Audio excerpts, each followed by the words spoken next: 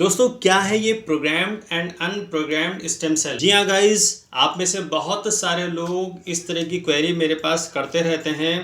और मैं समझता हूँ कि अगर आप स्टेम सेल के साथ यानी नेचर फॉरएवर के प्रोडक्ट बायोसिलिक्स के साथ आप काम कर रहे हो या फिर आप अपनी हेल्थ के लिए प्रोडक्ट को यूज़ क्यों ना कर रहे हो, तब भी ये पॉइंट आपके लिए बहुत ज़्यादा इम्पॉर्टेंट रोल प्ले कर सकता है। क्योंकि जितना आप प्रोडक्ट के बारे में, जितना इसके कॉन्सेप्ट के बारे में क्लियर होते रहोगे, उतना ज़्यादा इसके लिए आपका ट्रस्ट बिल्टअप होगा और इस इंफॉर्मेशन के थ्रू आप बहुत सारे लोगों की क्वेरी को भी सॉल्व कर पाओगे। तो चलिए गाइस, इस वेरी इंपॉर्टेंट पॉइंट को कवर करने की कोशिश करता हूं मैं। तो सबसे पहले दोस्तों मैं आपको बताना चाहूँगा कि हमारा ये स्टेम सेल का जो काम करने का जो कॉन्सेप्ट है वो इससे पहले मैं कई वीडियोस में आपको बता चुका हूँ। इस एक बार बहुत ही शॉर्टकट में आपको फिर से मैं क्लियर करूँगा कि जब एक बच्चा पहली बार अपनी माँ के पेट से जन्म लेता है तो अपनी माँ के साथ वो अम्बिलिकल कॉर्ड के थ्रू कनेक्टेड रहता है, जिसे हम नाभि बोलते हैं। और बड़े बड़े डॉक्टरों ने एंड साइंटिस्ट ने इस बात को प्रूव किया है कि इस माँ की अम्बिलिकल कॉर्ड में पाए जाने वाले स्टेम सेल में वो पावर होती है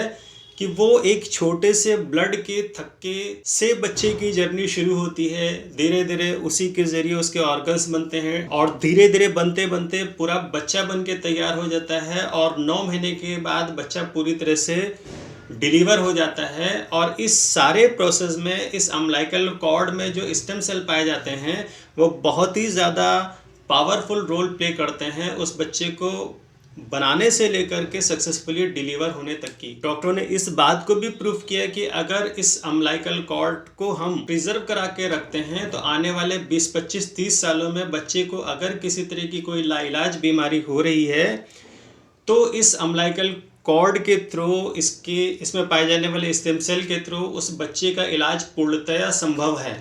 तो बहुत सारे लोगों ने इस अम्बिलिकल कॉर्ड को प्रिजर्व करा के अपने बच्चों के लिए रखा भी है, लेकिन यहाँ पे कुछ लूपहॉल ऐसे रहे, जैसे कि बहुत सारे लोग लैक ऑफ नॉलेज की वजह से यानी पता ना होने की वजह से बहुत सारे लोग इस अम्बिलिकल कॉर्ड को प्रिजर्व करा के नहीं रख पाए। और बहुत सारे लोगों को पता भी था, लेकिन ये एक वेरी एक्सपेंसिव प्रोसेस था जिसकी वजह से बहुत सारे लोग इसको चाह करके भी नहीं कर पाए।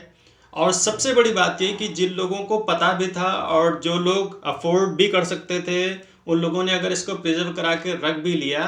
तो भी ये अम्बिलिकल कॉर्ड केवल उसी बच्चे के काम आ सकती थी जिस बच्चे के वो पेरेंट्स हैं। तो इसी थ्योरी को स्विट्जरलैंड के एक डॉक्टर फ्रेड जूली ने सीरियसली लिया। उन्होंने फाइनली कुछ ऐसे स्टेम सेल्स को ढूंढ निकाला, कुछ ऐसे फलों में, खास करके स्विट्जरलैंड में पाए जाने वाले ग्रीन एप्पल, रेड ग्रेप्स और कुछ ऐसे फलों को ढूंढ निकाला जिसमें कुछ इसी तरह के स्टेम सेल पाए जाते थे जो एक बच्चे की माँ के अम्बिलिकल कॉर्ड में पाए जाते थे। अब अच्छी बात उन्होंने ये फाइंड आउट करी कि इन फलों के स्टेम सेल हर तरह की ह्यूमन बॉडी के काम आ सकते थे। वहाँ पे कोई ऐसा क्राइटेरिया नहीं था कि केवल पर्टिकुलर इन्हीं इंसानों के काम आ सकते हैं, उनके नहीं। वो हर एक ह्यूमन बॉडी के लिए समान रूप से काम करने वाले स्टेम सेल्स को उन्होंने खोजा। अब बात आती है कि ये प्रोग्राम्ड और अनप्रोग्राम्ड स्टेम सेल, इसका क्या मीनिंग निकलता है। तो मैं आपको क्लियर करना चाहूँगा कि जो हमारी बॉडी में जो सेल्स होते हैं, जो प्रोग्राम्ड स्टेम सेल होते हैं, उनका आप कुछ इस तरह से डिफाइन कर सकते हो। जैसे हमारे हार्ट में भी सेल्स हैं, किडनी में भी हैं, लीवर में भी हैं, हमारी स्किन में भी हैं, लेकिन इनको नेचर ने कुछ इस तरह से डिज़ाइन किया है कि हार्ट का सेल केवल हार्ट के लिए ही काम करता है, वो किडनी के लिए काम नहीं करेगा। ठीक इसी तरह से किडनी का सेल किडनी के लिए काम करेगा, लीवर के लिए काम नहीं करेगा। तो कहने का मतलब ओवरऑल ये है कि हर पर्टिकुलर ऑर्गन्स के सेल्स उस पर्टिकुलर ऑर्गन्स को बेहतर तरीके से चलाने के लिए नेचर ने डिज़ाइन करके हमारी बॉडी में डाल रखा है। लेकिन जब बात आती है अनप्रोग्राम्ड स्टेम सेल की, तो जैसा कि नाम से ही जाहिर हो रहा है कि यहाँ पे किसी तरह की कोई प्रोग्रामिंग नहीं करी गई है, उसको ऐसा नहीं डिज़ाइन किया गया है कि वो केवल आपके हार्ट के लिए ही काम करेगा या फिर किडनी के लिए ही काम करेगा या फिर लीवर के लिए ही काम करेगा।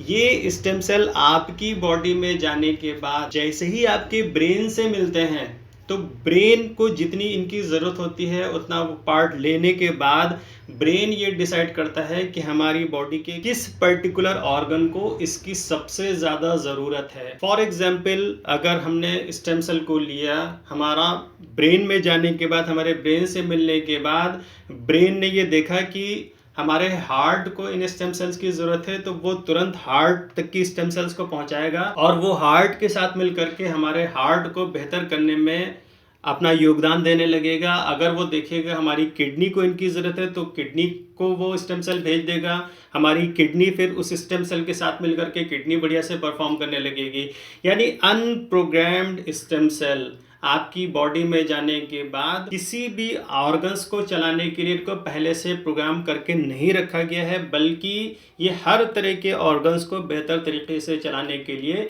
इन स्टेम सेल्स को हम यूज़ कर सकते हैं। शायद यही वजह है कि जैसे ही हम इन स्टेम सेल्स को लेना शुरू करते हैं, भले ही हमारा पर्पज़ अपने हार्ट को बेहतर करना हो, भले ही हमारा पर्पज़ अपनी किडनी को या फिर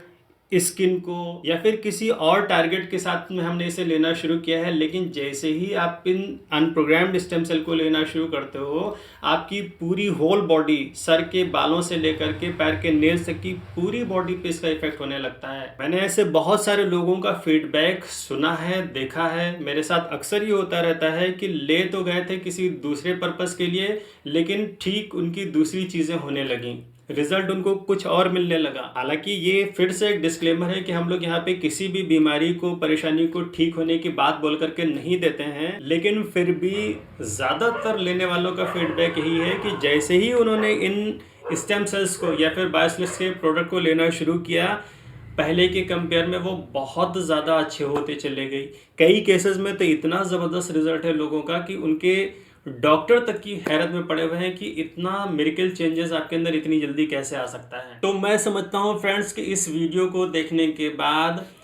आपकी ये प्रोग्राम्ड और अनप्रोग्राम्ड स्टेम सेल को समझने वाली क्यूरियोसिटी पूरी तरह से ख़त्म हो गई होगी।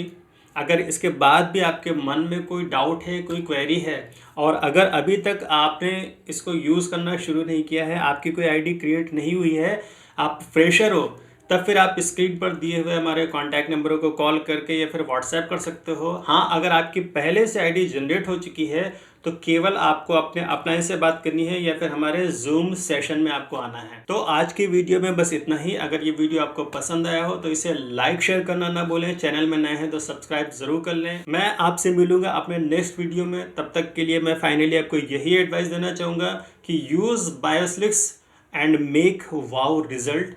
Bye bye.